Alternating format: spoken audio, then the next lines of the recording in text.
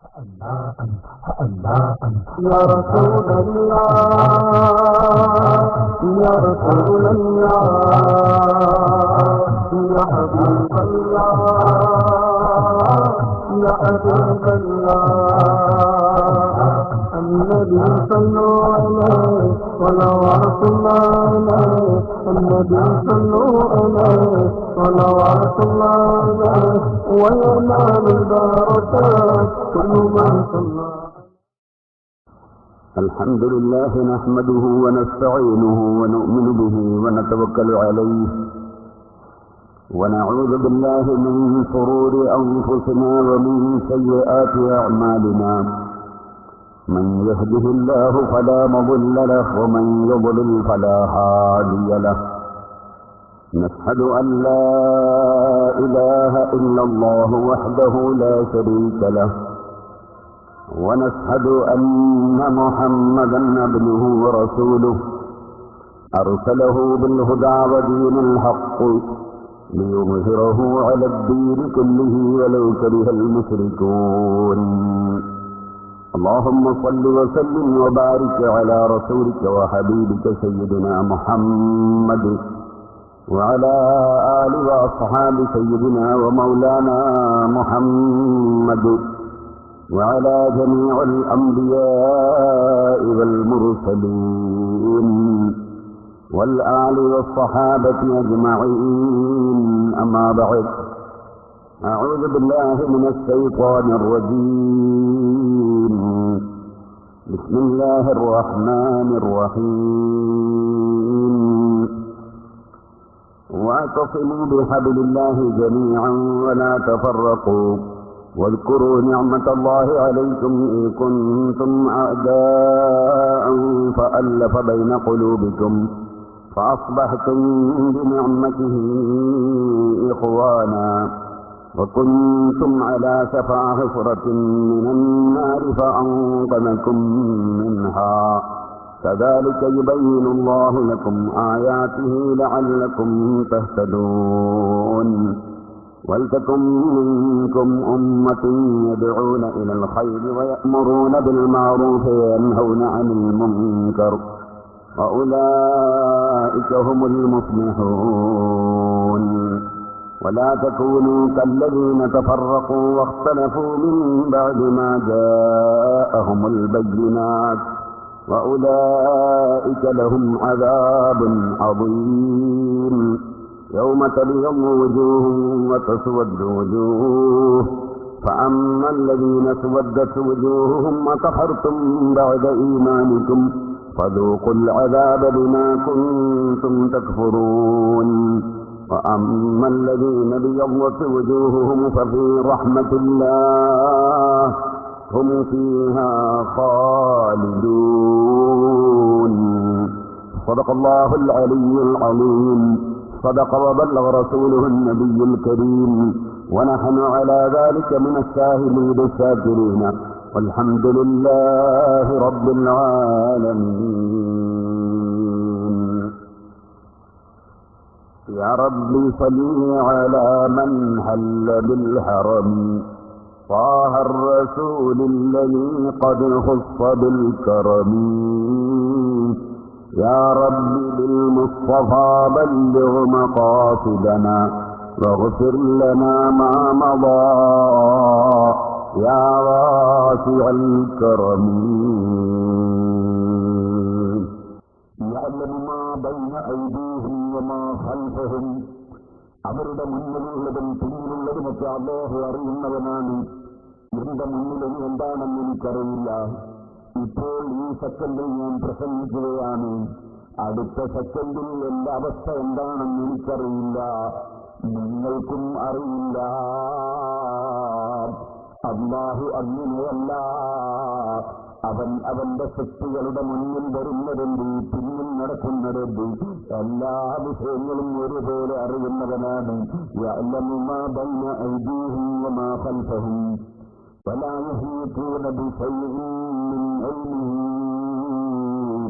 അല്ലാഹുവിന്റെ അറിവിൽ നിന്നുള്ള ഒന്നും തന്നെ പരിപൂർണമായി വിശാലമായി അതേ മുഴുവനും ഒരുപോലെ പോലെ അറിയുന്ന ഒരു വ്യക്തിയും ഇല്ല. അല്ലാഹുവിന്റെ അറിവിനെ ചുറ്റി അറിയുന്നവരില്ല. വലാ യുഹീതൂന ബിശൈഇൻ മിൻ ഇല്ലാ ബിമാ ശാഅ. അല്ലാഹു ഉദ്ദേശിച്ച കാര്യങ്ങൾ അവൻ അറിയിച്ചു കൊടുക്കുന്നവർ അറിയും. അല്ലാഹു ഉദ്ദേശിച്ച കാര്യങ്ങൾ ഉദ്ദേശിച്ചവർക്ക് അവൻ അറിയിച്ചു കൊടുക്കുമ്പോൾ അറിയും. ആർക്കും ഇവിടെ ഖദീമായ അറിവില്ല. തുടക്കമില്ലാത്ത നിലക്ക് അറിവുള്ളവൻ അല്ല മാത്രമാണ്. തുടക്കമില്ലാത്ത നിലക്കുള്ളവനും അല്ല മാത്രമാണ്. മറ്റുള്ള മുഴുവൻ സൃഷ്ടികളും അല്ല ഉണ്ടാക്കിയിട്ടുണ്ടായവരാണ്, തുടക്കമുള്ളവരാണ്. ഏത് സൃഷ്ടികളുടെ അറിവും അല്ല കൊടുക്കുന്ന അറിവാണ്, കൊടുത്തിട്ടുള്ള അറിവാണ്. തുടക്കമില്ലാത്ത അറിവല്ല, കൊടുത്തിട്ട് കിട്ടിയ അറിവാണ്. അതുകൊണ്ട് തന്നെ വലാ യുഹീതൂന ബിശൈഇൻ ഇല്ലാ ബിമാ ശാഅ വസിഅ കുർസിയ്യുഹു السماوات والأرض. അല്ലാഹുവിന്റെ അധികാരം ആകാശഭൂമികൾക്ക് മുഴുവനും വിശാലമാകുന്ന അധികാരമാണ്. ഈ ഭൂമിയിൽ കാണുന്ന ഭരണാധികാരികളെ പോലെ ചുരുങ്ങിയൊരു കസേരയല്ല, തെറിപ്പിച്ചു കളയാൻ കഴിയുന്ന അധികാര കസേരയല്ല, മറ്റൊരാള് തെറിപ്പിക്കുമോ എന്ന് ഭയപ്പെടുന്ന അധികാര കസേരയല്ല. അതൊരു പഞ്ചായത്തിലെ വാർഡില് മാത്രമല്ല, ഒരു സ്റ്റേറ്റിലും ഒരു രാഷ്ട്രത്തിലും ഒരു ഭൂമിയിലും മാത്രമല്ല. സർവ ആകാശങ്ങളിലും ഭൂമികളിലും അവന്റെ അധികാരവും വിശാലമാണ്. അവന്റെ കുർസി എന്ന സൃഷ്ടിയും വളരെ വിശാലം തന്നെ. السماوات والأرض ولا يؤوده حفظهما وهو العلي العظيم. ഈ ആകാശങ്ങളെയും ഭൂമികളെയുമൊക്കെ സംരക്ഷിച്ച് വളർത്തി പോറ്റിക്കൊണ്ടുപോകുന്ന റബ്ബിന് അതിമുഖേന ഒരു പ്രശ്നവുമില്ല. അവൻ മുഴുവനും സംരക്ഷിച്ചു വരുന്നു. ഈ അർത്ഥം ഇതൊരു ചെറിയ സാരാംശം പറഞ്ഞതാണ്. ഈ അർത്ഥം വരുന്ന ആയത്തിൽ കുറിച്ച് യാത്ര ഇറങ്ങുമ്പോൾ ഓതൽ സുന്നത്താണ്. കുറച്ച് സൂറത്ത് ഓതലും പ്രത്യേകം സുന്നത്താണ്. യാത്ര ഇറങ്ങുന്നവർ സുബഹിന്റെ ശേഷമല്ല, അസറിന്റെ ശേഷമല്ല, നട്ടുച്ച സമയത്ത് സൂര്യൻ തലയിന് നേരെ മേലെയുള്ള സമയത്തല്ല. ഈ 3 സമയത്തല്ലാതെ ഇറങ്ങുന്നവരാണെങ്കിൽ യാത്രയുടെ സുന്നത്ത് നിസ്കാരവും അവർക്ക് പ്രത്യേകം സുന്നത്താണ്. സുബഹി നിസ്കരിച്ചിറങ്ങുന്നവർ യാത്രയുടെ സുന്നത്ത് നിസ്കരിക്കരുത്. അസർ നിസ്കരിച്ചിറങ്ങുന്നവർ യാത്രയുടെ സുന്നത്ത് നിസ്കരിക്കരുത്. നേരെ തലയുടെ നേരെ സൂര്യനുള്ള സമയത്ത് ഇറങ്ങുന്നവർ യാത്രയുടെ സുന്നത്ത് നിസ്കരിക്കരുത്. കാരണം അത് നിസ്കാരം വിരോധിക്കപ്പെട്ട സമയങ്ങളാണ് 3 സമയങ്ങൾ. വെള്ളിയാഴ്ച ദിവസം നട്ടുച്ച സമയത്ത് നിസ്കാരം സുന്നത്ത് വിരോധിക്കപ്പെട്ടിട്ടില്ലെന്ന് പല പണ്ഡിതന്മാരും പറഞ്ഞു. അത് കാരണമെന്താണ്? അത് ഖുതുബയുടെ മുമ്പുള്ള ആ ഉച്ച സമയം, അത് പ്രത്യേകം സുന്നത്ത് നിസ്കാരങ്ങളും ദിക്റും സലാത്തും ഖുർആനും കൊണ്ടുവരേണ്ട സമയമാണ്. അതുകൊണ്ട് ആ സമയത്തിൽ വെള്ളിയാഴ്ചയിൽ പ്രത്യേകം ഇളവുണ്ട്. ഇരിക്കട്ടെ, ഞാനിപ്പോൾ അതിലേക്ക് 100% കടന്ന് സംസാരിക്കുന്നില്ല. പറഞ്ഞു വന്നത്, അപ്പൊ യാത്ര ഇറങ്ങുന്നവർക്ക് പ്രത്യേകം 2 റക്അത്ത് സുന്നത്ത് നിസ്കാരമുണ്ട്. ആ സുന്നത്ത് നിസ്കാരം സുബഹിന് ശേഷം സൂര്യൻ ഉദിച്ചുവരുന്നതിന് മുമ്പാണെങ്കിൽ നിസ്കരിക്കേണ്ടതില്ല, നിസ്കരിക്കാൻ പാടില്ല. ഇതുപോലെ അസറിന്റെ ശേഷം സൂര്യൻ അസ്തമിക്കുന്നതിന് മുമ്പാണെങ്കിൽ യാത്രയുടെ സുന്നത്ത് നിസ്കാരം നിർവഹിക്കാൻ പാടില്ല. കാരണമെന്ത്? അത് മുത്തലഖായ സുന്നത്ത് നിസ്കാരങ്ങൾ അഥവാ നിരുപാധികം സമയം നിശ്ചയിക്കപ്പെട്ട സുന്നത്തല്ല, കാരണം ഉള്ള സുന്നത്തുമല്ല. അങ്ങനെയുള്ള സുന്നത്ത് നിസ്കാരങ്ങൾ വിരോധിക്കപ്പെട്ടൊരു സമയമാണത്. കാരണം പിന്തിയാലും നിയമം അങ്ങനെ തന്നെയാണ്. കാരണം മുന്തിയതാണെങ്കിൽ ആ സമയത്ത് നിസ്കരിക്കുന്നതിന് വിരോധം ഇല്ല. അത് പലർക്കും മനസ്സിലാവില്ല. അത് ചെറിയ ഉദാഹരണ സൈന്യം പറയാം. കാരണം മുന്തിയത്, കാരണം പിന്നീട് അങ്ങനെ 2 സീറ്റ് സുന്നത്ത് നിസ്കാരമുണ്ട്. കാരണം മുന്തിയത് എന്ന് പറഞ്ഞാൽ പള്ളി കയറിയാൽ 2 റക്അത്ത് സുന്നത്ത് നിസ്കാരമുണ്ട്. അത് കയറിയത് ശേഷം സുന്നത്ത് നിസ്കരിക്കല. അപ്പൊ കാരണം അത് നിസ്കാരം പിന്നെയുമാണ്. അതാ കാരണം മുന്തിയത് പറഞ്ഞു. പള്ളി കയറിയാൽ 2 റക്അത്ത് സുന്നത്ത് നിസ്കാരമുണ്ട്. അത് അസറിന്റെ ശരീരം നിസ്കരിക്കാം. അത് വിരോധിക്കപ്പെട്ടതാണ് എന്ന നിലയ്ക്ക് കറാഹത്താണ്. ആ നിസ്കാരം ബാത്തിലാണ് എന്ന നിലയ്ക്ക് ഹറാമുമാണ്. ഓരോ കാര്യം തന്നെ ഒരു നിലയ്ക്ക് ഹറാമും ഒരു നിലയ്ക്ക് കറാഹത്തും വരും. നിങ്ങൾ കേട്ടിട്ടില്ലേ, 2 വേഷന്മാര് കടൽ തീരത്തേക്ക് പോയി വൈകുന്നേരം. സാധാരണ നടന്നുകൂടെ വേഷന്മാരാ. ഇന്ന് 2 മകന്റെ കയ്യും പിടിച്ചാ വന്നു തലയിട്ടിട്ട്. അപ്പൊ ഒരു വേഷം കരയുന്നു, ഒരു വേഷം ചിരിക്കുന്നു. ചിരിക്കുന്ന വേഷനോട് കരയുന്ന ആൾ നിങ്ങളുടെ ചിരിക്കുന്നതെന്ന്. ഞാൻ ചിരിക്കുന്നത് സന്തോഷം കൊണ്ടാണ്. എന്താ സന്തോഷം? എനിക്കിത് തല കറക്കിയിട്ട് യാതൊരു നിവൃത്തിയിലായിട്ട് കടപ്പുറത്ത് വരാൻ ഭയങ്കര ബുദ്ധിമുട്ടായപ്പോ എന്റെ മകൻ വന്ന് ചെയ്യാൻ കൈവിട്ട് കൊണ്ടുവരാന്ന് പറഞ്ഞു. അപ്പൊ അങ്ങനത്തെ ഒരു മകൻ അള്ള തന്നല്ലോ എന്നുള്ള സന്തോഷം കൊണ്ട് ചിരിക്കാണ്. മറ്റേ വയസ്സുള്ള ആളോട് ചോദിച്ചു, നിങ്ങളെ മകൻ കൈവിട്ടിട്ടില്ലോ, നിങ്ങളിങ്ങനെ കരഞ്ഞു ചോദിച്ചു. ഞാൻ സാധാരണ ആരും കൈപിടിക്കാതെ വരുന്നത് എനിക്ക് എന്റെ മകൻ കൈ പിടിക്കേണ്ടി വന്നല്ലോ എന്ന് വിചാരിച്ച് ഞാൻ കരഞ്ഞു. അപ്പൊ കണ്ടോ, ഹൈസിയത്തിന്റെ കിതാബിലൂടെ ഹൈസിയത്തിന്റെ ബാബാണ് അത്. ഇതിന് ഒരു നിലക്കാണ്, അത് ഒരു നിലക്കാണ്. ഇതുപോലെ ഒരു സംഗതി ഒരു നിലക്ക് കറാഹത്താനും വേറെ നിലക്ക് ഹറാമ് വരും, സ്വാഭാവികമാണ്. അപ്പൊ ഇത് നിസ്കാരം കറാഹത്താക്കപ്പെട്ട സമയത്ത് ഇതിന് ഒരു നിലക്ക് ഹറാം, ഒരു നിലക്ക് കറാഹത്ത് ഇരിക്കട്ടെ. അപ്പൊ യാത്രയുടെ സുന്നത്ത് നിസ്കാരം ഇതല്ലാത്ത സമയത്ത് സുന്നത്താണ്. കാരണം മുജീദ് കാരണം പിന്നീട് 2 സൈസുണ്ട് ഞാൻ പറഞ്ഞല്ലോ. നിങ്ങൾ കോൺക്രീറ്റ് ബിൽഡിംഗ് കാണാറില്ലേ? കോൺക്രീറ്റ് ബിൽഡിങ്ങിന് നിങ്ങൾക്ക് കാണാം ചിലത് ബീമിതോടെ മേലെ സ്ലാബ്, ചില കാർ പാർക്കിംഗ് ഒക്കെ നിങ്ങൾക്ക് കാണാം സ്ലാബ് മേലെ ചോടെ മേലെ ബീമി, അങ്ങനെയുണ്ടല്ലോ കോൺക്രീറ്റ് ബിൽഡിംഗ്. അപ്പൊ 2 സൈസ് ഉണ്ട്. കാരണം മുൻകൂട്ടി കാരണം പിന്നീടുണ്ട്. ചിലത് ബീമി മേലെയായിരിക്കും, ചില ബീമി ചോടെയായിരിക്കും. അങ്ങനെ കാരണം മുൻകൂട്ടി പിന്നീട് 2 സൈസാണ്. അപ്പോൾ പറഞ്ഞു വന്നത്, അപ്പൊ യാത്രയുടെ സുന്നത്ത് നിസ്കാരം അത് വളരെ പ്രധാനപ്പെട്ടതാണ്. യാത്രയുടെ സുന്നത്ത് നിസ്കാരം അത് വീട്ടിൽ കാവലും കൂടിയാണ്. അപ്പൊ യാത്ര ഇറങ്ങുന്ന ആളുകൾക്ക് ഈ 2 ആയത്തുൽ കുർസിയുടെ സുന്നത്തുണ്ട്, ഇഖ്ലാസിന്റെ സൂറത്തുകളുടെ സുന്നത്തുണ്ട്. അതുപോലെ യാത്രയുടെ സുന്നത്ത് നിസ്കാരം നിർവഹിക്കൽ സുന്നത്തുണ്ട്. അസറിന്റെ ശേഷവും അതുപോലെ സുബഹിന്റെ ശേഷവും അല്ലെങ്കിൽ സൂര്യൻ നട്ടുച്ചക്ക് തലന്റെ നേരെയുള്ള സമയം ഞാൻ പറഞ്ഞല്ലോ, അത് ചെറിയ സമയം ഉണ്ടാവുള്ളൂ. അത് അപ്പോഴേക്ക് സൂര്യൻ വെച്ചിട്ടുണ്ടാവും. വളരെ ചെറിയ സമയം മാത്രമേ അത് ഉണ്ടാവുള്ളൂ. ഇരിക്കട്ടെ, ഇപ്പൊ പറഞ്ഞ വിഷയം നിങ്ങൾ മറന്നു പറയില്ല. മരണത്തെ കുറിച്ചാണ് പറഞ്ഞു വന്നത്. മനുഷ്യൻ യാത്ര ഇറങ്ങുന്ന സമയത്ത് ആയത്തുൽ കുർസി ഓതി, ലീലാഫ് ഖുറൈശ് സൂറത്ത് ഓതി, സുന്നത്ത് നിസ്കാരം നിർവഹിച്ചു. എല്ലാം കഴിഞ്ഞ് നമ്മുടെ വിസ നേർച്ചയാക്കിയിട്ട് വിസ കിട്ടിയ ആളാണ്. പിന്നെയോ നേർച്ചയെ പറ്റി പറഞ്ഞപ്പോ ഒരുപാട് ആളുകൂടെ വന്നപ്പോ സിറാജ് ലൂലിലേക്ക് നേർച്ച വന്നിട്ടുണ്ട്. അള്ളാഹു ഓരോ ഉദ്ദേശങ്ങളൊക്കെ പൂർത്തി വെച്ചു കൊടുക്കട്ടെ.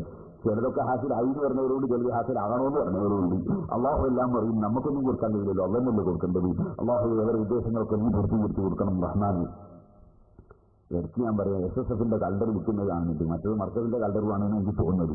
അത് 2 വാങ്ങിയതിന്റെ ശേഷം എന്തെന്ന് സിറാജുൽ ഇവിടെ കലണ്ടർ വാങ്ങണം. സഹോദരന്മാരെ എന്റെ വിഷയത്തിൽ തന്നെ പോകാം. അത് വിറ്റ് പൈസ ഉണ്ടാക്കാനുള്ള ഒരു പ്രചരണത്തിലാണ്. പൈസ ഉണ്ടാക്കാൻ അവരുടെ ഖജനാവിലിട്ടുണ്ട്. ഇന്നലെ ഞാൻ വയലിൽ വരുമ്പോഴേക്ക് എത്രയോ സംഖ്യ ഓരോരുത്തർ നേർച്ച ആക്കിയിട്ടുണ്ട്. ഒരു മാസത്തിൽ 2 ലക്ഷത്തോളം നേർച്ച കിട്ടുന്നുണ്ട് സിറാജുൽ. വെറുതെ കിട്ടുന്നതല്ല, ഭയങ്കര അത്ഭുതം ഓരോരുത്തരുണ്ടായതായിട്ട് ഇങ്ങനെ പറയുന്നു. വെള്ളപ്പാണ്ട് രോഗന്മാർ, ക്യാൻസറുമാർ, ഒരു വലിയ അത്ഭുതങ്ങൾ പറയും. ഇവിടെ വന്നിട്ട് പലരും നേർച്ച വന്നിട്ടുണ്ട്. അല്ലാഹുതആല അവരുടെ ഉദ്ദേശങ്ങളൊക്കെ പൂർത്തീകരിക്കട്ടെ. അപ്പൊ അത് കലണ്ടറിൽ പൈസക്കല്ല, അതൊരു പ്രചരണത്തിലാണ്. അല്ലെ കലണ്ടറിൽ എത്ര പൈസ ലാഭം കിട്ടും നിങ്ങൾ കണക്കൊന്നും കണക്കൂട്ടിക്കാൻ വേണ്ടി.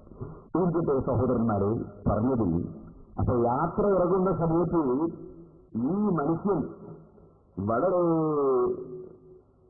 ആഗ്രഹത്തോടുകൂടെ വിസസങ്കടിപ്പിച്ച് യാത്ര ചെയ്യുന്ന മനുഷ്യൻ വീട്ടിൽ നിന്ന് ഇറങ്ങുമ്പോൾ ചെറിയ കുഞ്ഞിനെടുത്തൊന്ന് ചിന്തിച്ചു. ആ ചിന്തിച്ച മകനെ ഭാര്യയെ ഏൽപ്പിച്ചു, അല്ലെങ്കിൽ ഉമ്മയെ ഏൽപ്പിച്ചു. ബാപ്പയുടെ കയ്യൊന്ന് പിടിച്ചു ചിന്തിച്ചു, ഉമ്മയുടെ കയ്യൊന്ന് പിടിച്ച് ചിന്തിച്ചു. ഭാര്യയോട് യാത്ര പറഞ്ഞു. എന്ന സമയത്ത് അവന്റെ കണ്ണിൽ നിന്നതാ ധാരധാരയായി വെള്ളമൊഴുകുന്നു. അവൻ തേങ്ങി തേങ്ങി കരയുന്നു. അവന്റെ മനസ്സിലുള്ള ബേജാറ് ചെറുതല്ല, അവന്റെ മനസ്സിന്റെ വിഷമം ചെറുതല്ല. പക്ഷേ നിങ്ങൾ മനസ്സിലാക്കണം, പോകുമ്പോ കൂടെ വാഹനത്തിൽ കയറാൻ സ്നേഹിതന്മാരുണ്ട്, ആ വാഹനത്തിൽ പോകാൻ കുടുംബങ്ങളുണ്ട്. എയർപോർട്ട് വരെ ടെലിഫോണിൽ സംസാരിക്കാനുള്ള സൗകര്യം ഉണ്ട്. ആ ടെലിഫോൺ കയ്യിൽ പിടിച്ച് എയർപോർട്ടിന്റെ ഉള്ളിൽ നിന്ന് പ്ലെയിനിൽ കയറിയിട്ട് സീറ്റിൽ ഇരുന്നിട്ടും വിളിക്കുന്നുണ്ട്. ഇനി മൊബൈൽ ഫോൺ ഓഫാക്കണമെന്ന് പറയാൻ, അതുകൊണ്ട് ഞാൻ വിളിക്കൂല എന്ന് പറയുന്നത് വരെ വിളിക്കാനുള്ള സൗകര്യം ഉണ്ട്. ഇനി പ്ലെയിനിൽ പറക്കുമ്പോ ഇടക്കിടക്ക് ഭക്ഷണം തരാൻ ആളുണ്ട്, വെള്ളം തരാൻ ആളുണ്ട്. ധാരാളം ആളുകൾ ഈ പ്ലെയിനിൽ കയറുന്നുണ്ട്. ഒറ്റക്കല്ല, മുഴുവൻ സംവിധാനങ്ങളുമുണ്ട്. അവസാനം പോയി ഇറങ്ങിയാലോ ഇറങ്ങുമ്പോഴേക്കതാ പിന്നെയും ഫോൺ ചെയ്യാൻ സൗകര്യമുണ്ട്. അപ്പുറത്തെ ആളുകളൊന്ന് കാത്തു നിൽക്കുന്നുണ്ട്. എയർപോർട്ടിൽ ഇറങ്ങുമ്പോഴേക്ക് ആള് സ്വീകരിക്കാൻ കാത്തു നിൽക്കുന്നുണ്ട്. കാറും കൊണ്ട് വന്നിട്ടുണ്ട്. അവനെ കൂട്ടിക്കൊണ്ടുപോയി എയർ കണ്ടീഷൻ റൂമിൽ താമസിപ്പിക്കുന്നുണ്ട്. ഇനി അവൻ ദുനിയാവിന് വേണ്ടി പലതും അധ്വാനിച്ച് പണമുണ്ടാക്കേണ്ട തിരക്കിലാണ്. ഈ മനുഷ്യൻ വീട്ടിൽ നിന്ന് ഇറങ്ങുമ്പോൾ പൊട്ടിക്കരഞ്ഞുവല്ലോ. അതൊരു വേർപാടിന്റെ ദുഃഖം കൊണ്ടല്ലോ. താൽക്കാലിക വേർപാട് ഓരോ സെക്കൻഡിനും ആശയവിനിമയം നടത്താനുള്ള മാർഗമുള്ളതോടുകൂടി താൽക്കാലികമായൊരു വേർപാട് വന്നപ്പോൾ മനുഷ്യൻ പൊട്ടിക്കറിയുന്നത് കണ്ടില്ലേ. ഇനി ഞാൻ നിങ്ങളോട് പറയട്ടെ, ഈമാനിന്റെ വെളിച്ചത്തെക്കുറിച്ചല്ലേ നമ്മൾ പറഞ്ഞു തുടങ്ങിയത്. എന്നാൽ സഹോദരന്മാരെ, മനുഷ്യന്റെ മരണമെന്ന ഒരു വേർപാടില്ലോ. ഒരാഴ്ച മുമ്പ് ഒരു പാവപ്പെട്ട സ്ത്രീ എന്നെ വിളിച്ചു. എന്റെ ഡ്രൈവറുടെ ഒരു ബന്ധുവാണ്. ആ ഉമ്മ രോഗത്തിൽ വളരെ വിഷമിച്ച സമയത്ത് വിളിച്ചതാണല്ലോ. ആ ഉമ്മക്ക് അവരുടെ സർവ്വദോഷങ്ങളും വെറുത്തു കൊടുക്കട്ടെ. അല്ലാഹു ആ ഉമ്മയുടെ കബറ് സന്തോഷത്തിലാക്കട്ടെ. ഞാൻ പറഞ്ഞു വരുന്നത്, ആ ഉമ്മ ഇന്ന് ഇറങ്ങി വരുന്ന സമയത്ത് മരിച്ചു എന്ന് എനിക്ക് കേൾക്കാൻ സാധിച്ചു. എന്നാൽ അത് വീട്ടിലിങ്ങനെ ഇരിക്കുന്ന സമയത്ത് ഇരുന്നുകൊണ്ടിരിക്കുമ്പോൾ പെട്ടെന്ന് മറിഞ്ഞു വീണ് കുഴഞ്ഞു വീണ് മരിച്ചവരെ നമുക്കറിയാം. ഡ്രൈവ് ചെയ്തുകൊണ്ടിരിക്കുന്ന ബസ്സും കാറുമൊക്കെ ഓടിച്ചുകൊണ്ടിരിക്കുന്ന സീറ്റിൽ നിന്ന് മരിച്ചവരെ നമുക്കറിയാം. ഇന്ന് രാവിലെ ബസ് തട്ടിയിട്ട് മദ്രസയിൽ നിന്ന് പോകുന്ന നമ്മുടെ ഒരു കുട്ടി അതാ കോഴിക്കോടിനടുത്ത് മരിച്ചു. ഞാനിപ്പോ വെറുതെ വരുന്ന ടെലിഫോണിൽ ഒരാൾ പറഞ്ഞു, ഇന്ന് മദ്രസയിൽ പോകുന്നൊരു ചെറിയ കുട്ടി മരിച്ചു. ഇന്നത്തെ ദിവസം എത്ര ആളുകൾ എവിടെയൊക്കെ മരിച്ചു സഹോദരന്മാരെ. മരണമെന്ന് പറയുന്നത് ഏത് സമയത്ത് എപ്പോൾ ആരെ പിടികൂടുമെന്നതിനെ കുറിച്ച് അറിവില്ലല്ലോ. ആലിക്കോട്ട് മുസ്ലിയാർ എന്ന് പറഞ്ഞ് വലിയൊരു പണ്ഡിതനുണ്ടായിരുന്നു, പെരിയത്തൂരിലെ മുദരിസ്. അദ്ദേഹം വാല് പറഞ്ഞുകൊണ്ടിരിക്കുമ്പോൾ വാല് നിർത്തി, നിസ്കരിച്ചിട്ട് ബാക്കി പറയാമെന്ന് മനസ്സിലാക്കി നിർത്തി. പക്ഷേ വാല് മുഴുമിക്കുന്നതിന് മുമ്പ് മരണപ്പെട്ടുപോയി. അല്ലാഹു അദ്ദേഹത്തിന്റെ ദരജ വർദ്ധിപ്പിച്ചു കൊടുക്കട്ടെ. ഞാനിത് പറഞ്ഞു വരുന്നത് പ്രസംഗിക്കുന്ന എനിക്ക് അടുത്ത നിമിഷത്തിൽ എന്റെ ജീവിതം ഉണ്ടോ ഇല്ലേ എന്നതിനെ കുറിച്ച് വിവരം ഇല്ല. പ്രസംഗം കേൾക്കുന്ന നിങ്ങൾക്ക് അടുത്ത നിമിഷത്തിൽ നിങ്ങളുടെ ജീവിതത്തെക്കുറിച്ചുള്ള വിവരം ഇല്ല. ഏത് സമയത്ത് എന്ന് വിളിച്ചാലും പോകാതെ നിർവാഹം ഇല്ല. ഏത് സമയത്ത് വിളിച്ചാലും പോകൽ നിർബന്ധമാണ്, പോകാതെ നിർവാഹം ഇല്ല. ഈ വേർപാടും കാത്തിരിക്കുന്ന നമ്മൾ ആ വേർപാടിനെ കുറിച്ചൊന്ന് ചിന്തിക്കണ്ടേ. വേർപാട് നമ്മുടെ ദുബായിലേക്കുള്ള യാത്ര പോലെയല്ല. വേർപാട് കഴിയുന്നതോടുകൂടെ ഇതാ കൊടികൾ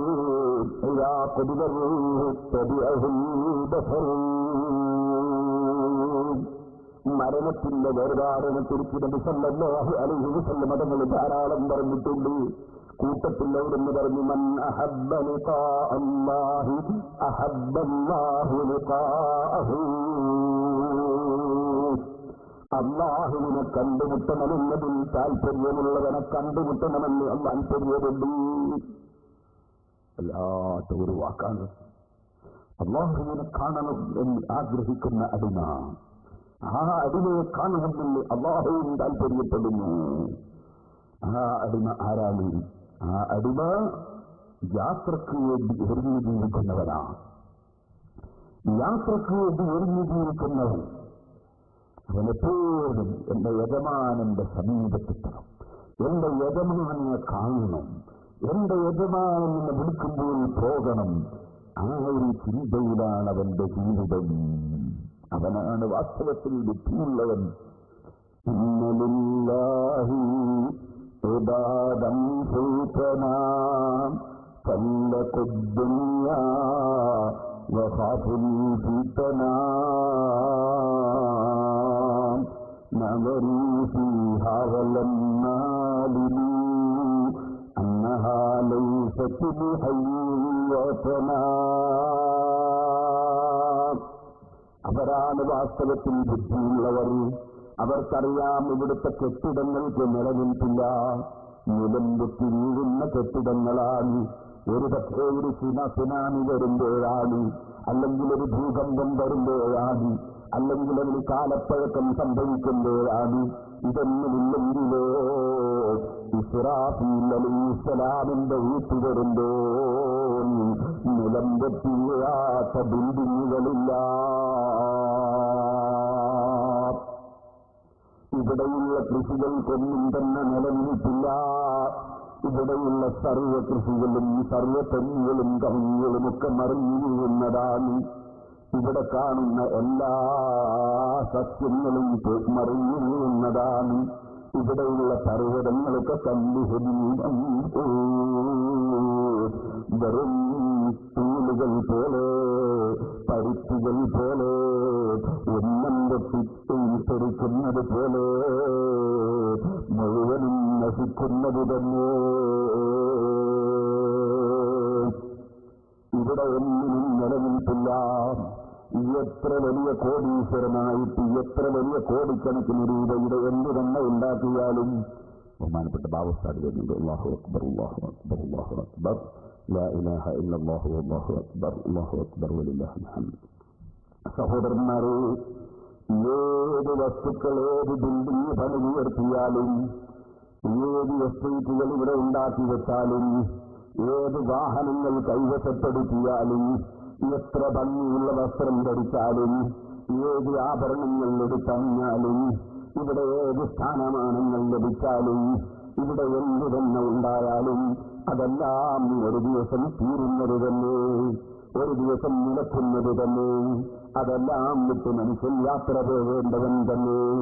ആ യാത്ര പോകുന്ന സമയത്ത് അല്ലാഹുവിന്റെ ഹബീബായ നബി സല്ലല്ലാഹു അലൈഹി വസല്ലം പറഞ്ഞു, ഈമാനും തഖ്വയുമുള്ള മനുഷ്യന്റെ മരണമാണെങ്കിൽ അല്ലാഹുവിന്റെ റഹ്മത്തിന്റെ മലക്കുകൾ വന്ന് മുൻഭാഗത്ത് വന്ന് നിറഞ്ഞുപോയി. പട്ടുകളുണ്ട്, സ്വർഗത്തിൽ നിന്ന് കൊണ്ടുവന്ന പട്ടുകളുണ്ട്, സ്വർഗത്തിൽ നിന്ന് കൊണ്ടുവന്ന സുഗന്ധങ്ങളുണ്ട്. സ്വന്തം ശരീരത്തിന്റെ സമീപത്ത് മലക്കുകൾ വന്നിരുന്ന് ആവശ്യപ്പെടുന്നു,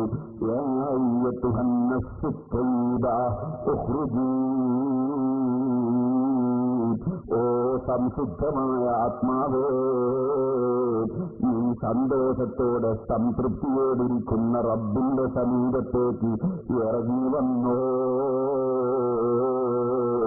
മുത്തഖിയായ മനുഷ്യനോട് പറയുന്ന സമയം അവന്റെ ശരീരത്തിൽ നിന്ന് തോൽപാത്രത്തിലുള്ള വെള്ളങ്ങൾ ഒഴിക്കുന്ന സമയത്ത് വെള്ളം ഒഴിഞ്ഞു വരുന്നത് പോലെ നിഷ്പ്രയാസം മുഗ്നനായ മനുഷ്യന്റെ ആത്മാവ് പുറത്തേക്ക് വരുന്നു.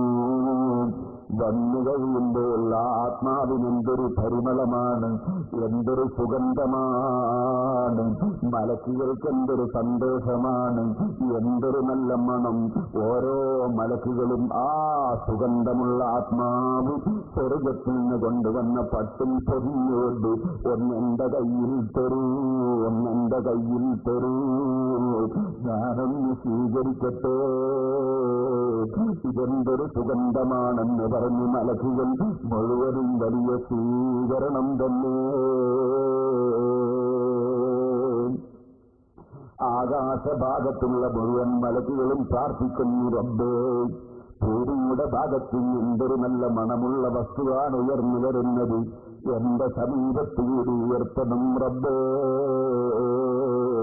ആ ആത്മാവ് മേൽപോട്ടെത്തി തുറക്കപ്പെടേണ്ട വാതിലുകളൊക്കെ തുറക്കപ്പെട്ടു. പൂർവകാലത്ത് കഴിഞ്ഞുപോയ സജ്ജനങ്ങളുടെ ആത്മാക്കളുടെ കൂടെ സന്തോഷത്തോടെ പോയി കഴിയുന്നു. കബറിലേക്ക് അവന്റെ ശരീരം കൊണ്ടുപോകുമ്പോ കദ്ദിനൂനി കദ്ദിനൂനി കദ്ദിനൂനി എന്നെ ഒന്ന് വേഗം കൊണ്ടുപോയി കിടത്തണമെന്ന് അവന്റെ ശരീരം ആവശ്യപ്പെടുന്നു.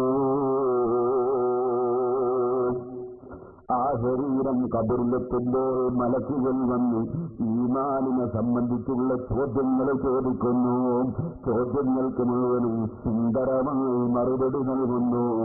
അവിടെ നന്നായി കിടന്നുറങ്ങാൻ അവർ നിർദ്ദേശിക്കുന്നു. നിനക്ക് മറുപടി അറിയാമെന്ന് ഞങ്ങൾക്ക് എനിക്ക് നേരത്തെ തന്നെ ബോധ്യമുണ്ടെന്ന് മറുപടി പറയുന്നു. സ്വർഗത്തിന്റെ ഒരു വാതിൽ തുറക്കുന്നു. സ്വർഗത്തിന്റെ പരിമളങ്ങൾ അനുഭവിച്ച് മോഹിനിയെ മനുഷ്യൻ അവിടെ കിടക്കുമ്പോൾ യാ റബ്ബി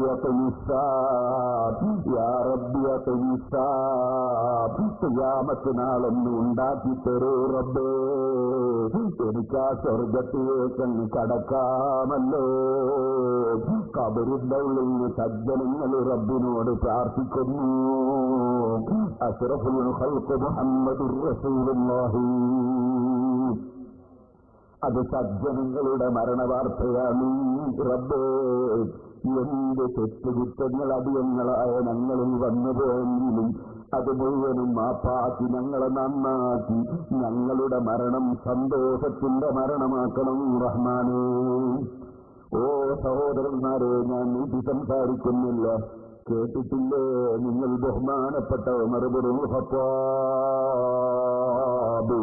റളിയല്ലാഹു തആല അൻഹു തങ്ങളെ മുന്നിൽ വെച്ച് മുൻകർമ്മത്തൂർ അലൈഹിസ്സലാമിന്റെ ചോദ്യത്തെ സംബന്ധിച്ച് അല്ലാഹുവിന്റെ റസൂൽ പറഞ്ഞപ്പോൾ, ഓ നബിയേ, ഉമറേ, ഉമറായി തന്നെ ഖബറിലുണ്ടാകുമോ? ഉണ്ടാകും ഉമറേ.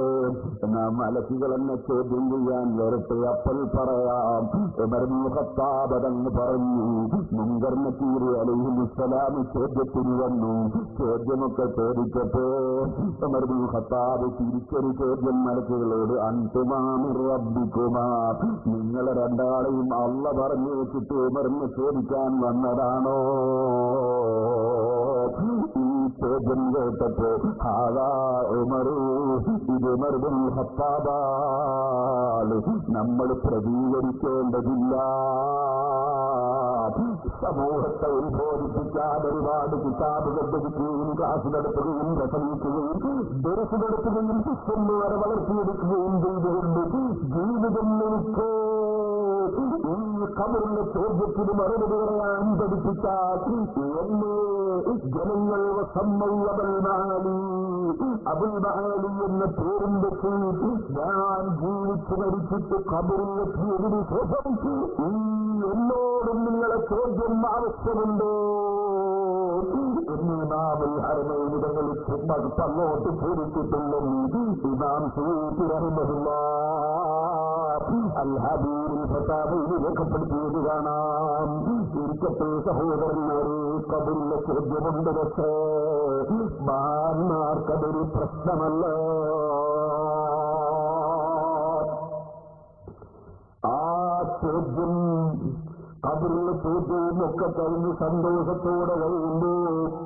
സ്വർഗത്തിലേക്ക് കടക്കാനുള്ള ആഗ്രഹം ഖിയാമത്ത് നാളായി കിട്ടാൻ വേണ്ടി റബ്ബിനോട് അവർ പ്രാർത്ഥിച്ചു കിടക്കുന്നു. ഇത് മുഅ്മിനീങ്ങളെ വേർപാടിനെ സംബന്ധിച്ച് ചെറിയൊരു വിവരണം പറഞ്ഞതാണ്. അതിൽ കുറെ കൊല്ലങ്ങൾ പറഞ്ഞാൽ തീരുന്ന വിഷയം അല്ല. ബാഹുവേ, ഞങ്ങളുടെ വേർപാട് സന്തോഷത്തിന്റെ വേർപാടാക്കണം റഹ്മാനേ. ഓ ചെറുപ്പക്കാരേ, മറുഭാഗത്തൊരു യാത്രയുണ്ട് കേട്ടോ. ആ യാത്രയെ കുറിച്ച് അവിടുന്ന് പഠിപ്പിക്കുന്നു. അസാബിന്റെ മലക്കുകൾ വന്ന് നിറഞ്ഞുപോയി. കരിമ്പടം പോലുള്ള ചില ചെടികൾ അവർ കൊണ്ടുവന്നിട്ടുണ്ട്. അവന്റെ ആത്മാവിന്റെ സമീപത്ത് എന്ന് വിളിച്ചു പറയുകയായി, ഓ മോശമായ ആത്മാവേ, നിന്റെ നാഥനായ റബ്ബിനോട് കോപത്തിലാണ് നീ ഇറങ്ങിവന്നോ. ഓ ചെറുപ്പക്കാരെ, റബ്ബിന്റെ വെള്ളം കുടിച്ച് ജീവിക്കുകയല്ലേ, അവന്റെ ഭക്ഷണങ്ങൾക്ക് ജീവിക്കുകയല്ലേ, അവൻ തന്നെ ആരോഗ്യത്തോടെ നീങ്ങുകയല്ലേ, അവൻ തന്നെ വസ്ത്രം ധരിക്കുകയല്ലേ, അവൻ തന്നെ കണ്ണുകൊണ്ട് കാണുകയല്ലേ, അവൻ തന്നെ കാതുകൊണ്ട് കേൾക്കുകയല്ലേ, അവൻ തന്നെ കൈകൊണ്ട് പിടിക്കുകയല്ലേ, അവൻ തന്നെ കാലുകൊണ്ട് നടക്കുകയല്ലേ. എല്ലാം റബ്ബ് തന്നിരിക്കെ റബ്ബിനോട് നന്ദി ചെയ്തുകൊണ്ട് ജീവിക്കാത്തവനോട് റബ്ബ് കോപിച്ചാലത് സ്വാഭാവികമല്ലേ. എന്റെ സഹോദരന്മാരെ, നമുക്ക് ചിന്തയില്ലാത്തത് ഞാൻ നിങ്ങളോട് ചോദിക്കട്ടെ. രാവിലെ സുബഹിന്റെ സമയത്ത് കിടന്നുറങ്ങുന്ന ജനങ്ങളുണ്ട്. നിങ്ങൾ ഇവിടെയൊക്കെ മതബോധമുള്ള ജനങ്ങളായിരിക്കുമെന്ന് ഞാൻ വിശ്വസിക്കട്ടെ. ഞാൻ നിങ്ങളോട് ചോദിക്കുന്ന സ്ഥിതിയില്ല സമയത്ത് കിടന്നുറങ്ങാൻ പടച്ചറബിനെ പ്രിയം വെക്കുന്നവർക്ക് എങ്ങനെ സാധിക്കും? അല്ലാഹുവിന് നന്ദിയുള്ളവർക്ക് എങ്ങനെ സാധിക്കും?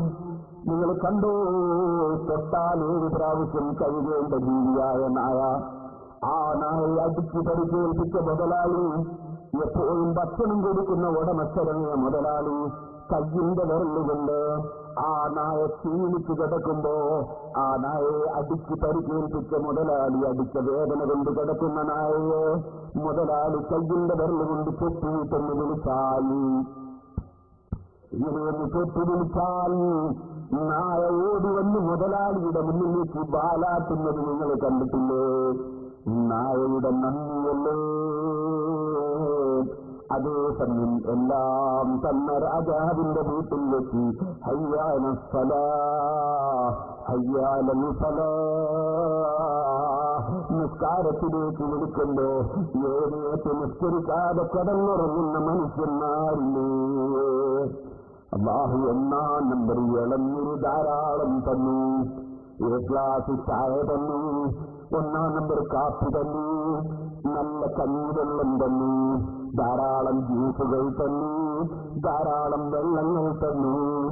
എന്തെല്ലാം വെള്ളങ്ങളാണ്, എന്തെല്ലാം പാനീയങ്ങളാണ്, അതിലെന്തെല്ലാം ഔഷധബീജമാണ്, എന്തെല്ലാം മരുന്നുകളാണ്. റബ്ബിന്റെ സൃഷ്ടികളെ കുറിച്ചൊന്ന് ചിന്തിക്കൂ ചെറുപ്പക്കാരാ. ഇളനീര് വെള്ളം നീ ചിന്തിച്ചേ. ആ ഇളനീരിന്റെ ആദ്യഘട്ടം വെറും മച്ചിനിയായിരുന്ന സമയം അതിൽ പിളർന്നു നോക്കിയാൽ അതിന്റെ ഉള്ളിൽ ഒരു വെള്ളമില്ല. അല്പം കടിച്ച് കഴിക്കായപ്പോൾ അതിൽ ലിറ്റർ കണക്കിന് വെള്ളമാണ്. അതിനെന്തൊരു മധുരമാണ്, അതിനെന്ത് ഔഷധബീജമാണ്. അത് കുടിച്ചാൽ എത്ര ക്ഷീണം മാറുകയാണ്. അതേ വെള്ളം കുറച്ചു ദിവസം കഴിഞ്ഞ് തേങ്ങയാകുമ്പോ അതിന്റെ രുചി മാറിയില്ലേ? കുറച്ചു ദിവസം കൂടി കഴിയുമ്പോൾ അത് കത്തി വീടിയില്ലേ? ആ തേങ്ങ തന്നെ നീ പറിച്ചെടുത്തതിനു ശേഷം 1 വർഷം നീ അതേ നിനക്ക് അവിടെ സൂക്ഷിച്ചാൽ ആ വെള്ളം പോയതെവിടെ? വെള്ളം കാണുന്നില്ലല്ലോ. കൊപ്ര ഉണ്ടായെന്ന പിന്നെ അതിന്റെ പേര്. പിന്നീട് അവിടെ വെള്ളം കാണുന്നില്ല. ഈ 1-ാം നമ്പർ ചിരട്ട എന്ന് പറഞ്ഞിട്ടൊരു നല്ല കവറിങ്ങില്ലേ? വെള്ളം സാധാരണ വെച്ചാൽ പുറത്തു പോകാത്ത കവറിങ്ങുണ്ടായിട്ട് ആ വെള്ളം എവിടെ പോയി? മാത്രമല്ല നേരത്തെ മധുരമുണ്ടായിരുന്ന വെള്ളം അതാ കുറെ ദിവസം കഴിയുമ്പോൾ അതിന് ഉപ്പുരസം വന്നില്ലേ? ഒന്നാകെ ഭരിച്ചുകൊണ്ടിരിക്കുന്ന ലോകത്തിന്റെ സൃഷ്ടാവ് ലോകത്ത് നിർത്തിയിട്ടുള്ള വെള്ളങ്ങളെ സംബന്ധിച്ച് നീ ഒന്ന് ചിന്തിക്കൂ. ഞാൻ നിന്നോട് പറയട്ടെ, നീ കുടിക്കുന്ന വെള്ളം നിന്റെ ആവശ്യത്തിന് നിന്റെ ശരീരത്തിലേക്ക് അല്ലാഹു തന്നില്ലേ? ആവശ്യമില്ലാത്തത് വിയർപ്പായും മൂത്രമായും പുറന്തള്ളിയില്ലേ? നിന്റെ മൂത്രമൊന്ന് ബന്ധായി പോയാൽ ആ മൂത്രമൊന്ന് ഒഴിവായി കിട്ടാൻ നീ ലക്ഷങ്ങൾ ചെലവഴിക്കുന്നില്ലേ? പ്രസവിക്കപ്പെട്ട അന്ന് മുതൽ ഇന്നുവരെ മൂത്രമൊഴിച്ചതിൽ ഓരോ മൂത്രമൊഴിക്കലിന് ഉറുപ്പുകൾ 100 വീതം കണക്ക് കൂട്ടിയാൽ നിന്റെ മൂത്രമൊഴിക്കലിന്റെ സംഖ്യ എത്രയാണ്? ഒരു നേരം മൂത്രം ബന്ധായി പോയാൽ അതിന്റെ വിഷമം എത്രയാണ്? ഭക്ഷണം ദഹിച്ചില്ലെങ്കിൽ നിന്റെ തലവേദന എത്രയാണ്? വയറ്റിലെ വേദന എത്രയാണ്?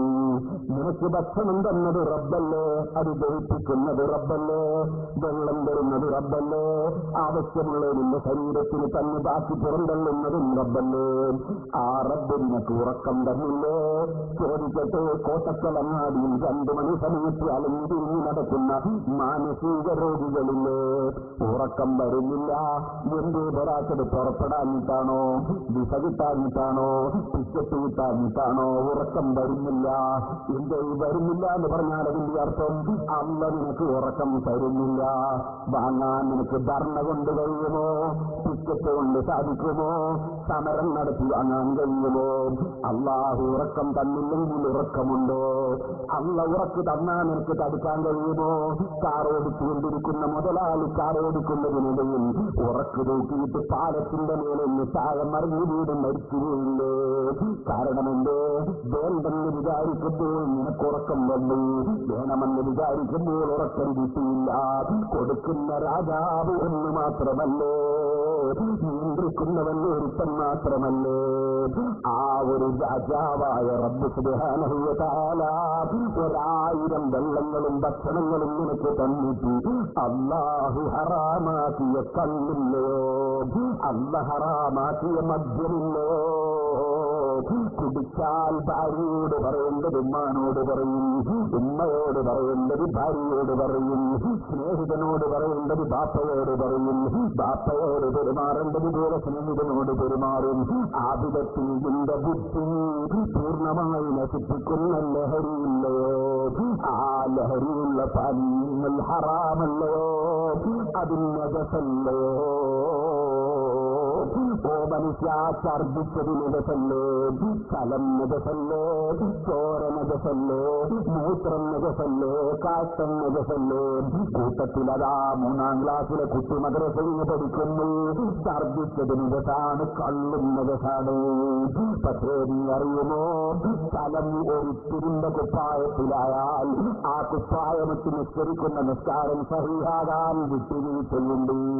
ഒരുത്തി കള്ളിന്റെ കുപ്പായത്തിലായാൽ ആ കുപ്പായമത്ത് നിസ്കരിക്കുന്ന നിസ്കാരം സഹിയാകാൻ വകുപ്പില്ല. സ്ഥലത്തേക്കാൾ ഗൗരവമുള്ള നജസല്ലയോ കള്ളി? ഓ മനുഷ്യ,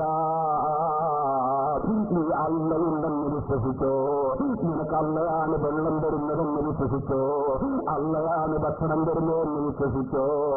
എന്നാ ചോദിക്കട്ടെ, അതാ തൊണ്ടയ്ക്ക് ക്യാൻസറായിപ്പോയി, ആമാശയത്തിന് ക്യാൻസറായിപ്പോയി, ഒരിട്ട് വെള്ളം കുടിക്കണ്ടെന്ന് റബ്ബ് തീരുമാനിച്ചപ്പോ പതിവീട്ടൻ കോടീശ്വരനായ മുതലാളി മെഡിക്കൽ കോളേജിന്റെ മേൽപോട്ട് നോക്കിക്കിടക്കുന്നു. ദാഹിക്കുന്നു, വിശക്കുന്നു, മക്കള് ബാലുഭാഗത്തിലിരുന്ന് പൊട്ടിക്കറിയുന്നു, ബാപ്പയും കരയുന്നു. അല്ലാഹു നിശ്ചയിച്ച സമയമങ്ങ് കഴിഞ്ഞപ്പോ, അള്ളയിന് വെള്ളം കുടിക്കണ്ടെന്ന് തീരുമാനിച്ചപ്പോ ഒരു മുതലാളിക്കും വെള്ളമില്ല കേട്ടോ, ഭക്ഷണമില്ല കേട്ടോ. അധികാരം റബ്ബിനില്ലാതെ മുതലാളിക്ക് അധികാരമുണ്ടോ? ഭരണാധികാരി എന്ന നിലയ്ക്ക് മന്ത്രിയും എംപിയും എംഎൽഎയും പഞ്ചായത്ത് മെമ്പറുമൊക്കെ ആയി നടക്കുകയെന്നല്ലാതെ അധികാരം റബ്ബിനല്ലാതെ ഉണ്ടോ? اللهم مالك الملك تؤتي الملك من تشاء وتنزع الملك ممن تشاء وتعز من تشاء وتذل من تشاء بيدك الخير. അധികാരം മുഴുവനുമുള്ള റബ്ബിന്റെ തീരുമാനമില്ലാതെ അവൻ തരാതെ നിനക്ക് വെള്ളം കുടിക്കാൻ കഴിയുമോ? ഭക്ഷണം കഴിക്കാൻ കഴിയുമോ? ആ റബ്ബ് മുഴുവനും തന്നിട്ട് അവനോട് നന്ദിയില്ലാതെ നീ മദ്യമിയാൽ, നീ ലഹരി ഉപയോഗിച്ചാൽ, നീ അന്നിന്റെ ഹത്തവേറ്റിലാക്കിയാൽ, നീ ഹറാമെടുത്ത് തിന്നാൽ നന്ദി കെട്ടവനല്ലേ, നജസുകുടിയനല്ലേ? ഒന്നുകൂടി ചോദിക്കട്ടെ, ആ യജമാനനായ റബ്ബ് സുബ്ഹാനഹു വ തആല അവനോട് പ്രിയം വെക്കണ്ടേ? അവനോടൊന്ന് നന്ദി കാണിക്കണ്ടേ? എല്ലാം തന്നെ രാജാവിനോട് നന്ദി വേണ്ടേ? കുറഞ്ഞ ഭക്ഷണം കൊടുക്കുന്ന മുതലാളിയോട് നാളെ വന്നിട്ട് വാലാട്ടിയിട്ട് നന്ദി കാണിക്കുന്നത് കണ്ടില്ലേ? ആ നായയെ തന്നെ ഉടുമ്പിനെ പിടിക്കാൻ വേണ്ടി വേട്ട പഠിപ്പിച്ച നായയെ പറഞ്ഞിട്ടപ്പോ ഉടുമ്പിനെ പിടിച്ചിട്ട് അതിനൊരൽപ്പം തിന്നാതെ മുതലാളിയുടെ മുന്നിലേക്ക് നായക്ക് ചൂട് തിന്നേ. ഭക്ഷണം തന്ന മുതലാളിയോട് ആദരവല്ലേ, നന്ദിയല്ലേ?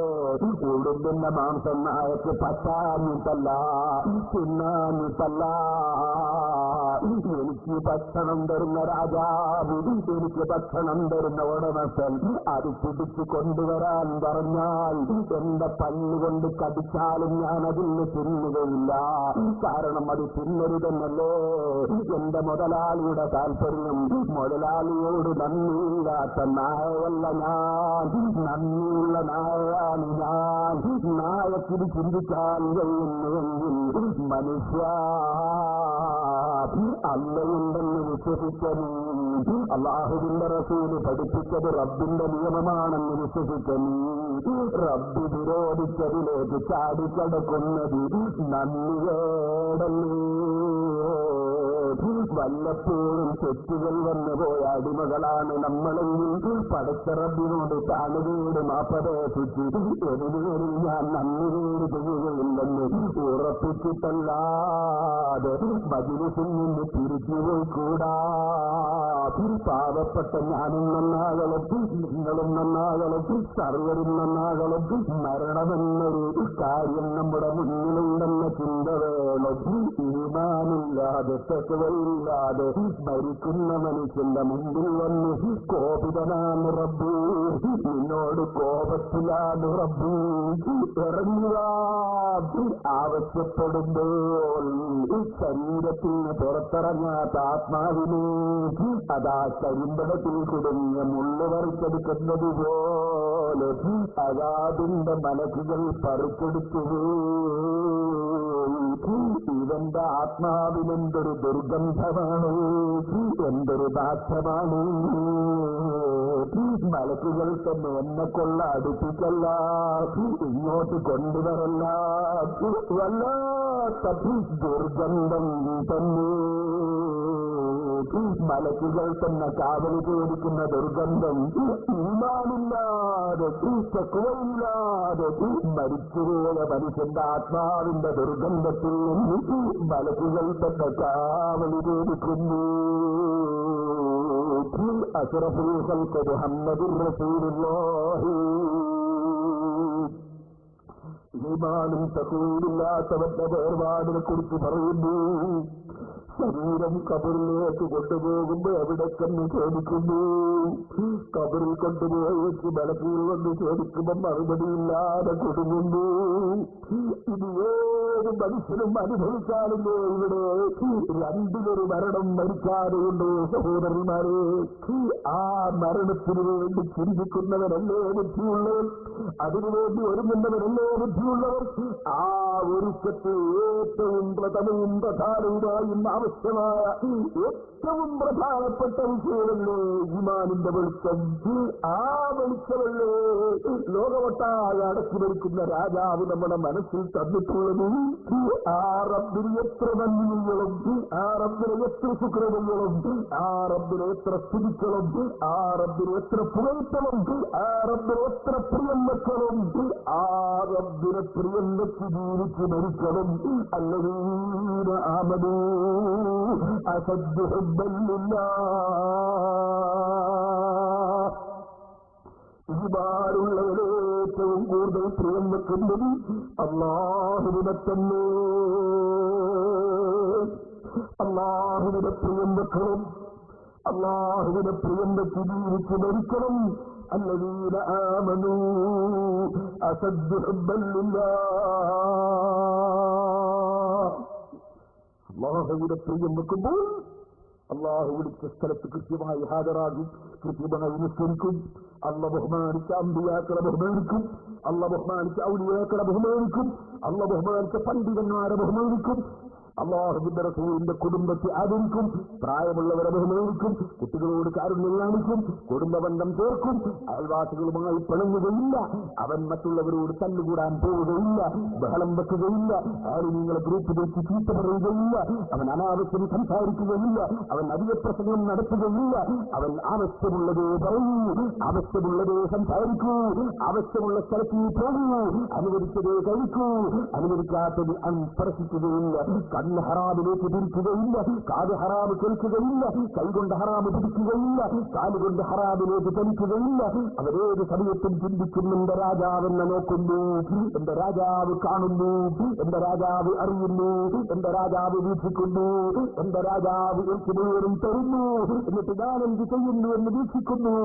ആ രാജാവിന്റെ മുമ്പിൽ എനിക്ക് രഹസ്യങ്ങളില്ല, പരസ്യങ്ങളില്ല, രഹസ്യവും പരസ്യവും അവനൊരുപോലെ അറിയുന്നു. ആ രാജാവിനെ പ്രിയം വെക്കുമ്പോൾ, ആ രാജാവ് തന്നത് അനുഭവിക്കുമ്പോൾ അവൻ വിരോധിച്ചത് കൈയൊടിച്ച് ജീവിക്കും, അവൻ കൽപ്പിച്ചത് ജീവിതത്തിൽ പകർത്തി ജീവിക്കും. ആ ജീവിതമാണ് തഖ്വ.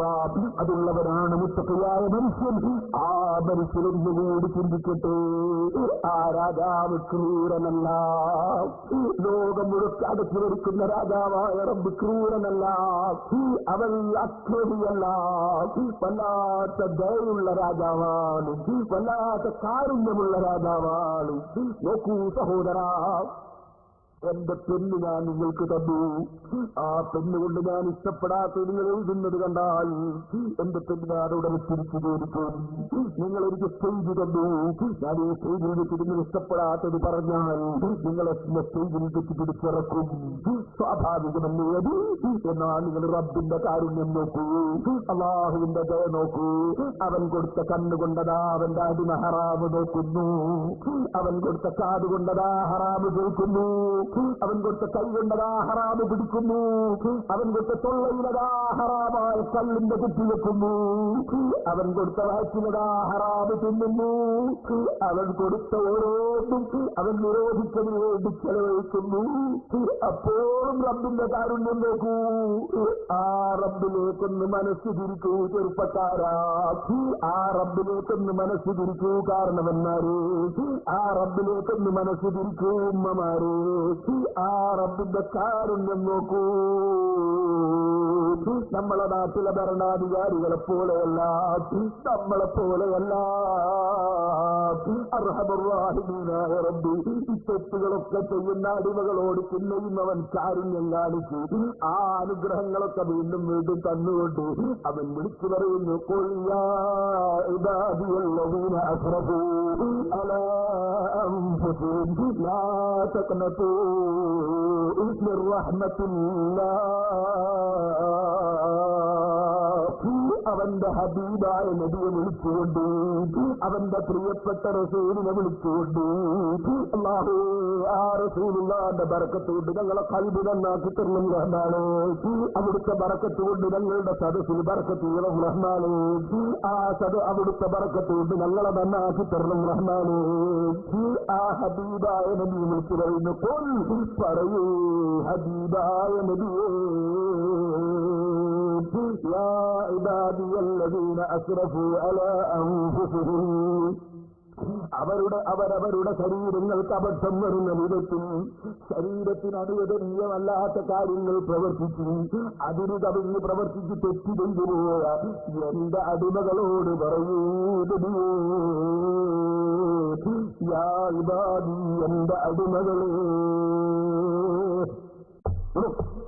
അല്ലാഹുവിന്റെ കാരുണ്യത്തെ കുറിച്ച് ഞാൻ ചിന്തിക്കുകയും എന്റെ മകനൊരു വികൃതി കളിച്ചു, ആ വികൃതി കളിച്ചത് എനിക്ക് ഇഷ്ടപ്പെട്ടില്ല.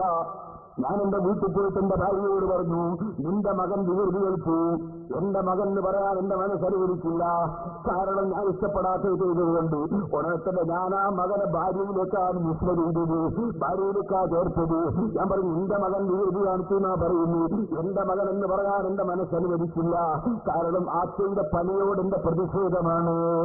എന്നാൽ അല്ലാഹുവിന്റെ കാരുണ്യം നോക്കൂ, തെറ്റ് ചെയ്തവരോട് പറയാൻ പറഞ്ഞു, യാ ഇബാദി എന്റെ അടിമകളെ വീണ്ടും അല്ല വിളിക്കുന്നത്. ആ രാജാവിന്റെ ദയ എത്രയാണ്, ആ രാജാവിന്റെ കാരുണ്യം എത്രയാണ്. തെറ്റ് ചെയ്തു പോയ അടിമയെ വീണ്ടും വിളിക്കുന്നു, യാ ഇബാദി എന്റെ അടിമകളെ, എന്റെ അടിമകളെ. അല്ലദീന അസ്റഫൂ അലാ അൻഫുസിഹിം തെറ്റുകൾ വന്നുപോയ അടിമകളെ, ലാ തഖ്നതൂ മിർ റഹ്മത്തില്ലാഹ്. അല്ലാഹുവിന്റെ കാരുണ്യത്തിൽ നിങ്ങൾ ആശ പറയല്ല കേട്ടോ, നിരാശരാകല്ല കേട്ടോ.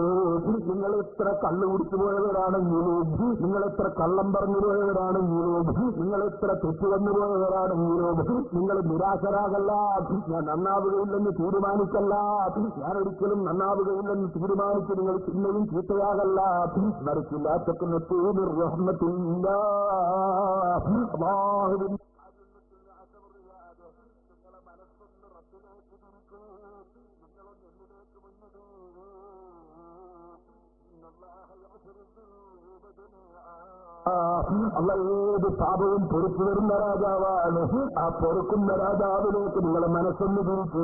ഇനിമേൽ ഞാനൊരൊറ്റ തെറ്റും ചെയ്യുകയില്ല, ഞാനൊരിക്കലും നന്ദികേട് കാണിക്കുകയില്ല, ഞാനൊരിക്കലും മദ്യം കൊണ്ടുകയില്ല, ഞാൻ കള്ളം ഒന്നാണെങ്കിലും പറയുകയില്ല, ഞാൻ വഞ്ചന നടത്തുകയില്ല, ഞാൻ ആരോഗ്യങ്ങളെ കുറ്റം പറയുകയില്ല, ഞാൻ തള്ളന്മാരെ വിസ്താരപ്പെടുത്തുകയില്ല, ഞാൻ കുടുംബബന്ധം മുറിക്കുകയില്ല, ഞാൻ അയൽവാസികളുമായി പടങ്ങുകയില്ല, ഞാൻ നിസ്കാരങ്ങളാക്കുകയില്ല, ഞാൻ നോമ്പ് നഷ്ടപ്പെടുത്തുകയില്ല, ഞാൻ ധർമ്മം കൊടുക്കാതെ ബുദ്ധരായി ജീവിക്കുകയില്ല, ഞാൻ അള്ളാഹു കൽപ്പിച്ചത് കേൾക്കും, അള്ള വിരോധിച്ചതൊക്കെ കഴിയിക്കും, എന്റെ വേർപാടിന് വേണ്ടി ഞാൻ ഒരുങ്ങും, എന്റെ ജീവിതത്തിന് വേണ്ടി ഞാൻ ഒരുങ്ങും.